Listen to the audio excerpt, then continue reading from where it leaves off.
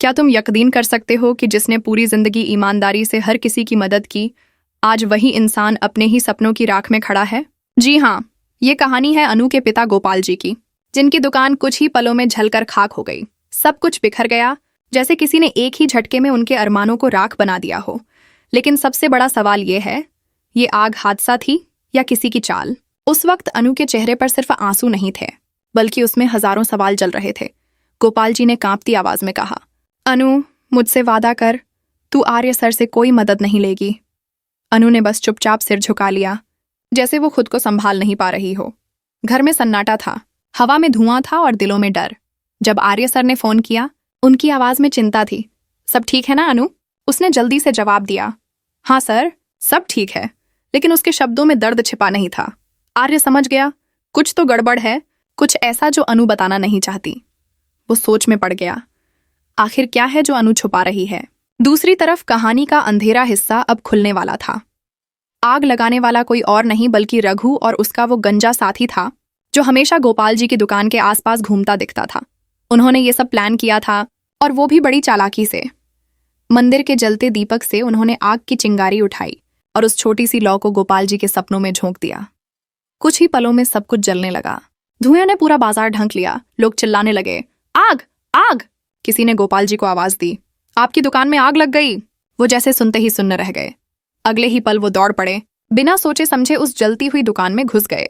अपने हाथों से आग बुझाने लगे, लेकिन आग किसी की दया नहीं करती। ऊपर से गिरती जलती लकड़ी सीधी उनके ऊपर आने वाली थी कि तभी किसी ने उन्हें धक्का देकर बचा लिया। वो आदमी कौन था किसी को पता नहीं, पर उस पल उसने जान बचाई थी। बाहर पुष्पा जी और अनु दौड़ते हुए पहुंची। चारों तरफ सिर्फ चीखें थीं। अनु अपने पिता को पकड़कर रो पड़ी, पापा ये कैसे हुआ? लेकिन गोपाल जी के पास कोई जवाब नहीं था, बस राख में तब्दील हुई मेहनत की गंध थी। उधर आर्य सर इस सब से बेखबर अपने ऑफिस में अनु की बातों को याद कर रहा था। उसे लग रहा था कि अनु किसी गहरी मुसीबत में है। वो खुद से बुदबुदाया, अनु, तुम चाहो या ना चाहो, मैं सच्चाई जरूर जानूंगा। और सच में अब वो सच्चाई जानने ही वाला था। इधर मीरा के मन में कुछ और ही चल रहा था। ऑफिस में वो अनु के खिलाफ साजिशें बुन रही थी। वो चाहती थी कि अनु परेशान हो जाए, टूट जाए, खुद जॉब छोड़ दे। मीरा के मन में जलन थी, क्योंकि वो जान चुकी थी कि आर्य सर के दिल में कहीं ना कहीं अनु के लिए एहसास है। उसने तय कर लिया था कि वो अनु को ऑफिस से बाहर निकालकर ही दम लेगी। अब अनु को हर रोज मीरा की बातें, ताने और बेइज्जती झेलनी पड़ने वाली थीं। लेकिन अनु के अंदर की चुप्पी अब तूफान बनने वाली थी। दूसरी तरफ कहानी में एक और मोड़ आया। हर्ष, जो कुछ वक्त पहले बहुत बीमार हो गया था, अब होश में आया। उसने आर्य को देखा और कांपती आवाज में कहा, भाई प्लीज मुझे उस रूम में मत भेजो, वहां कुछ है। आर्य ने उसे भरोसा दिलाया, कोई तुम्हें मजबूर नहीं करेगा। लेकिन उसकी निगाह मानसी पर गई और सब समझ गया। गुस्से में बोला, तुमने उसे वहां क्यों भेजा? मानसी डर गई, सॉरी सॉरी भाई, मैं बस जानना चाहती थी कि उस कमरे में ऐसा क्या है जो तुम सबसे छिपाते हो। आर्य ने गहरी सांस ली और कहा, वो कमरा हमारे अतीत की सच्चाई छुपाता है, ऐसी सच्चाई जो अगर सामने आ गई तो सब कुछ बिखर जाएगा। तुम्हें आगे बढ़ना है, उस अतीत में नहीं झांकना। मानसी चुप हो गई, लेकिन उसके चेहरे पर डर साफ दिख रहा था। उधर बाजार में लोग अब भी गोपाल जी की दुकान की राख को देख रहे थे। कुछ अफवाहें फैलने लगी थीं। कहते हैं आग खुद नहीं लगी, किसी ने लगाई है, लेकिन किसने, कोई नहीं जानता था। तभी रघु और उसका वो टकला साथी पास खड़े हंस रहे थे, जैसे कोई बड़ा खेल खेल लिया हो। रघु ने धीरे से कहा, अब देखना सब इल्जाम गोपाल जी पर ही जाएगा। और सच में उनकी यही चाल अब काम करने वाली थी। दुकान की कीमत, बीमा और गलत कागजात सब कुछ पहले से सेट था। अब जब जांच होगी तो सबूत वहीं जाएंगे जहां ये दोनों चाहेंगे। गोपाल जी समझ ही नहीं पा रहे थे कि कैसे सब कुछ इतना जल्दी हो गया। अन्नू के कंधे पर जैसे दुनिया का सारा बोझ आ गया था। रात को जब सब घर लौटे तो चारों तरफ सन्नाटा था। गोपाल जी खामोश बैठे थे, दीवार को ताक रहे थे। अनु उनके पास आई, बोली, पापा हम ये लड़ाई हार नहीं सकते। लेकिन गोपाल जी की आंखों में हौसला कम, थकान ज्यादा थी। उन्होंने कहा, बेटा कभी कभी जिंदगी इतनी बेरहम होती है कि सही इंसान को भी गुनहगार बना देती है। अनु ने आंसू पोंछे, नहीं पापा, मैं साबित करूंगी कि ये आग किसी की साजिश थी। और उसी पल से उसने ठान लिया था कि वो अपने पिता के लिए, अपने घर के लिए इस सच्चाई को उजागर करके रहेगी। पर यह रास्ता आसान नहीं था। अगले दिन ऑफिस में मीरा ने जानबूझकर अनु को सबके सामने नीचा दिखाने की कोशिश की। फाइलें गायब थीं, रिपोर्ट्स में गलती दिखाई गई। और आर्य के सामने मीरा ने कहा, सर ये अनु बहुत केयरलेस है। आर्य ने बस एक बार अनु की आंखों में देखा। वो समझ गया कि ये मामला कुछ और है। उसने कुछ नहीं कहा, बस फाइल वापस ली और बोला, मैं खुद देख लूंगा। अनु का मन भर आया, लेकिन वो चुप रही। उसने सोचा, लड़ाई सिर्फ आग की नहीं, अब भरोसे की भी है। उधर रघु और उसका साथी अपनी जीत का जश्न मना रहे थे, लेकिन उन्हें अंदाजा नहीं था कि उनके हर कदम पर अब आर्य की नजर है। जल्द ही सच के ये धागे खुलने वाले थे, पर उससे पहले अनु को अपने अंदर की हिम्मत को ढूंढना था, वो हिम्मत जो राख में भी चिंगारी पैदा कर सके। और इसी चिंगारी से शुरू होगी कहानी का दूसरा अध्याय, जहां अनु सिर्फ अपने पिता के लिए नहीं, बल्कि अपनी सच्चाई के लिए लड़ने वाली है, क्योंकि अब उसकी जिंदगी में आग सिर्फ दुकान में नहीं, बल्कि दिल में भी जल चुकी है। सुबह का उजाला अब अनु के लिए किसी सज्जा से कम नहीं था। खिड़की से आती हल्की धूप उसके चेहरे पर पड़ी तो ऐसा लगा जैसे रात भर की थकान ने उसके दिल में पत्थर सा बोझ छोड़ दिया हो। गोपाल जी कमरे के कोने में चुप बैठे थे, आंखों में सूजन थी, जैसे आंसू अब भी बहना चाहते हों पर रुक गए हों। अनु ने चाय का प्याला उनके पास रखा और धीरे से बोली, पापा कुछ खा लीजिए। लेकिन वो जवाब देने की हालत में नहीं थे। उन्होंने बस इतना कहा, अनु सब खत्म हो गया। ये सुनते ही अनु के सीने में कुछ टूट गया, लेकिन उसने खुद को संभाला। वो जानती थी कि अगर उसने अब हिम्मत हार दी तो सब बिखर जाएगा। उसने ठान लिया था, चाहे कुछ भी हो जाए, वो अपने पिता का नाम साफ करके रहेगी। उधर ऑफिस में सब कुछ जैसे बदल गया था। कल तक जो अनु सबकी चहेती थी, आज वही लोगों की नजरों में सवाल बन गई थी। मीरा ने अपनी चालें और तेज कर दी थीं। उसने पूरी टीम में ये बात फैला दी कि अनु के पिता की दुकान में आग किसी बीमा धोखाधड़ी के लिए लगाई गई थी। जब अनु ऑफिस पहुंची तो चारों तरफ फुसफुसाहटें थीं। लोग उसे देखकर बातों को अधूरा छोड़ देते, जैसे वो कोई गुनाहगार हो। लेकिन अनु ने सिर झुकाया और अपने काम में लग गई। तभी आर्य सर के केबिन से बुलावा आया। दिल की धड़कनें तेज हो गईं। वो अंदर गई तो देखा कि आर्य सर के चेहरे पर गंभीरता थी। उन्होंने बिना कुछ कहे रिपोर्ट उसके सामने रख दी। ये फाइल कल तुम्हें देनी थी, लेकिन इसमें गलती है, उन्होंने शांत स्वर में कहा। अनु ने तुरंत देखा, किसी ने जानबूझकर डेटा बदल दिया था। उसे समझ आ गया ये मीरा का ही काम है, लेकिन वो कुछ बोली नहीं। आर्य ने गहरी नजरों से उसकी तरफ देखा और कहा, अनु तुम ठीक तो हो ना? घर पर सब ठीक है? उसकी आंखें भर आईं, पर उसने मुस्कुराने की कोशिश की। हाँ सर, सब ठीक है। आर्य ने कुछ पल उसे देखा, फिर धीरे से कहा, कभी कभी सच छुपाने की कोशिश में इंसान खुद को तोड़ देता है। ये सुनते ही अनु की सांस जैसे रुक गई। उसने आंखें झुका लीं। वो दिन खत्म हुआ, लेकिन अनु के भीतर की जंग अब और भड़क चुकी थी। रात को जब वो घर पहुंची तो पुष्पा जी बाहर दरवाजे पर बैठी थीं। उनके चेहरे पर थकान थी, पर आंखों में उम्मीद। उन्होंने कहा, बेटा मैंने सुन लिया है मोहल्ले में लोग क्या बोल रहे हैं, लेकिन तू चिंता मत कर, सच की जीत होगी। अनु ने माँ का हाथ पकड़ लिया। माँ, मैं किसी को भी झूठा साबित नहीं होने दूंगी। ये आग किसी ने लगाई है, मैं उस इंसान को ढूंढ कर रहूंगी। उसी वक्त पास के मंदिर की घंटी बजी। अनु का ध्यान अचानक उसी तरफ गया जहां से उस रात आग की शुरुआत हुई थी। उसकी आंखों में चमक आ गई। माँ, मंदिर, आग वहीं से तो फैली थी। उसने सोचा, अगर मैं मंदिर में जाकर देखूं तो शायद कोई निशान मिल जाए।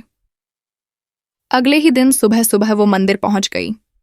वहां पर सब कुछ सामान्य लग रहा था, लेकिन जमीन पर कुछ जली हुई कपड़े की बूंदें अब भी दिख रही थीं। उसने ध्यान से देखा, वो किसी वर्दी का हिस्सा लग रहा था। अनु ने उसे उठाया और उसकी आंखें चौड़ी हो गईं। उसे याद आया कि रघु अक्सर अपनी नीली यूनिफॉर्म में आता था, जिसमें यही कपड़ा इस्तेमाल होता था। अब अनु को शक होने लगा, क्या रघु ही था जिसने ये सब किया? उधर रघु और उसका टकला साथी किसी चाय की दुकान पर बैठे अपने काम की तारीफ कर रहे थे। भाई, अब सबका ध्यान गोपाल पर जाएगा और हम आराम से वो प्रॉपर्टी हथिया लेंगे, टकले ने हंसते हुए कहा। रघु बोला, हाँ, लेकिन ध्यान रखना, अनु बहुत चालाक है, वो कुछ भी कर सकती है। तभी उनके पीछे से एक परछाई गुजरी। वो अनु थी। उसने उनकी बातें सुन लीं। उसका दिल धड़कने लगा, पर वो कुछ बोली नहीं। उसने सोचा कि बिना सबूत के कोई यकीन नहीं करेगा, इसलिए उसे सबूत जुटाना होगा। उसी शाम अनु सीधे आर्य के पास पहुंची। उसने दरवाजा खटखटाया। सर, मुझे आपसे कुछ जरूरी बात करनी है। आर्य ने सिर उठाया। कहो अनु, उसने धीरे से कहा। मुझे लगता है मेरे पापा की दुकान में लगी आग किसी ने जानबूझकर लगाई है। आर्य ने चौंकते हुए पूछा, क्या तुम्हें यकीन है? अनु ने जेब से वो जला हुआ कपड़ा निकाला और उसकी तरफ बढ़ाया। ये मंदिर के पास मिला और मुझे शक है रघु पर। आर्य ने कपड़े को देखा और गंभीर होकर बोला, अगर ये सच है तो हमें सबूत चाहिए, पक्के सबूत। अनु बोली, मैं तैयार हूं सर, मैं ये साबित करूंगी कि मेरे पापा निर्दोष हैं। आर्य ने बस इतना कहा, तो फिर मैं तुम्हारे साथ हूं। उस रात अनु के अंदर नया जोश था। अब डर नहीं, सिर्फ लड़ाई थी। उसने रघु पर नजर रखने की ठान ली। अगले कुछ दिनों तक वो चुपचाप उसका पीछा करती रही। रघु किसी अंधेरी गली में एक आदमी से मिलता था और दोनों कुछ दस्तावेजों की बात करते। अनु ने अपने फोन में सब रिकॉर्ड कर लिया, लेकिन तभी रघु ने पीछे मुड़कर देखा और अनु भागे। वो किसी तरह बच गई, पर अब मामला और खतरनाक हो गया था। उसे समझ आ गया था कि ये सिर्फ आग की कहानी नहीं, बल्कि एक बड़ी साजिश है। उधर मीरा को अब आर्य और अनु की नजदीकी खटकने लगी थी। उसने तय कर लिया था कि वो अनु को पूरी तरह। सुबह का उजाला अब अनु के लिए किसी सज्जा से कम नहीं था। खिड़की से आती हल्की धूप उसके चेहरे पर पड़ी तो ऐसा लगा जैसे रात भर की थकान ने उसके दिल में पत्थर सा बोझ छोड़ दिया हो। गोपाल जी कमरे के कोने में चुप बैठे थे, आंखों में सूजन थी, जैसे आंसू अब भी बहना चाहते हों पर रुक गए हों। अनु ने चाय का प्याला उनके पास रखा और धीरे से बोली, पापा कुछ खा लीजिए। लेकिन वो जवाब देने की हालत में नहीं थे। उन्होंने बस इतना कहा, अनु सब खत्म हो गया। ये सुनते ही अनु के सीने में कुछ टूट गया, लेकिन उसने खुद को संभाला। वो जानती थी कि अगर उसने अब हिम्मत हार दी तो सब बिखर जाएगा। उसने ठान लिया था, चाहे कुछ भी हो जाए वो अपने पिता का नाम साफ करके रहेगी। उधर ऑफिस में सब कुछ जैसे बदल गया था। कल तक जो अनु सबकी चहेती थी, आज वही लोगों की नजरों में सवाल बन गई थी। मीरा ने अपनी चालें और तेज कर दी थीं। उसने पूरी टीम में ये बात फैला दी कि अनु के पिता की दुकान में आग किसी बीमा धोखाधड़ी के लिए लगाई गई थी।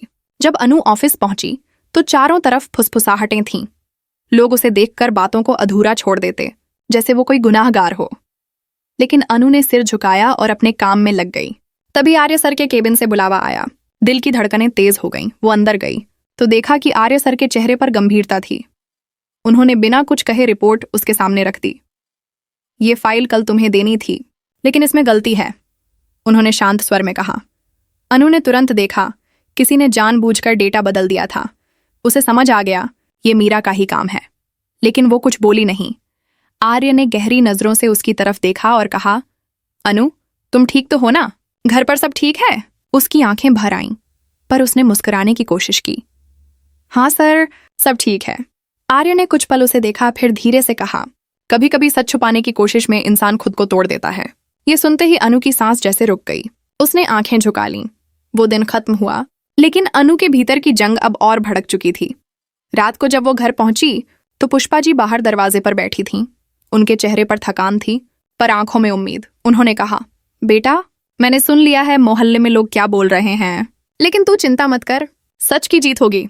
अनु ने माँ का हाथ पकड़ लिया। माँ, मैं किसी को भी झूठा साबित नहीं होने दूंगी। ये आग किसी ने लगाई है, मैं उस इंसान को ढूंढ कर रहूंगी। उसी वक्त पास के मंदिर की घंटी बजी। अनु का ध्यान अचानक उसी तरफ गया जहां से उस रात आग की शुरुआत हुई थी। उसकी आंखों में चमक आ गई। माँ, मंदिर, आग वहीं से तो फैली थी। उसने सोचा, अगर मैं मंदिर में जाकर देखूं तो शायद कोई निशान मिल जाए। अगले ही दिन सुबह सुबह वो मंदिर पहुंच गई। वहां पर सब कुछ सामान्य लग रहा था, लेकिन जमीन पर कुछ जली हुई कपड़े की बूंदें अब भी दिख रही थीं। उसने ध्यान से देखा, वो किसी वर्दी का हिस्सा लग रहा था। अनु ने उसे उठाया और उसकी आंखें चौड़ी हो गईं। उसे याद आया कि रघु अक्सर अपनी नीली यूनिफॉर्म में आता था, जिसमें यही कपड़ा इस्तेमाल होता था। अब अनु को शक होने लगा, क्या रघु ही था जिसने ये सब किया? उधर रघु और उसका टकला साथी किसी चाय की दुकान पर बैठे अपने काम की तारीफ कर रहे थे। भाई, अब सबका ध्यान गोपाल पर जाएगा और हम आराम से वो प्रॉपर्टी हथिया लेंगे, टकले ने हंसते हुए कहा। रघु बोला, हाँ, लेकिन ध्यान रखना, अनु बहुत चालाक है, वो कुछ भी कर सकती है। तभी उनके पीछे से एक परछाई गुजरी। वो अनु थी। उसने उनकी बातें सुन लीं। उसका दिल धड़कने लगा, पर वो कुछ बोली नहीं। उसने सोचा कि बिना सबूत के कोई यकीन नहीं करेगा, इसलिए उसे सबूत जुटाना होगा।